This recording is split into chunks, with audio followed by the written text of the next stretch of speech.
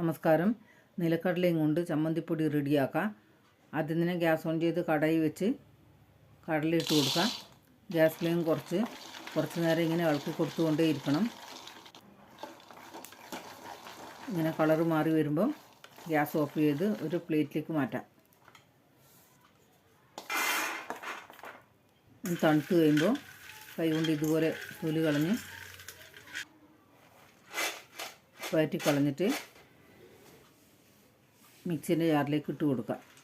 ഈ ചമ്മന്തിപ്പൊടി ഇഡ്ഡലിൻ്റെ കൂടെ, ദോശേൻ്റെ കൂടെ, ചപ്പാത്തിൻ്റെ കൂടെയെല്ലാം ദൂരെ യാത്രക്ക് പോകുമ്പോൾ കഴിക്കാൻ പറ്റുന്നതാണ്. ഇനി കുറച്ച് വെളുത്തുള്ളി, 2 പച്ചമുളകും ഇട്ട് ആവശ്യത്തിന് ഉപ്പും ചേർത്ത് ഇതുപോലെ പൊടിച്ചെടുക്കാം.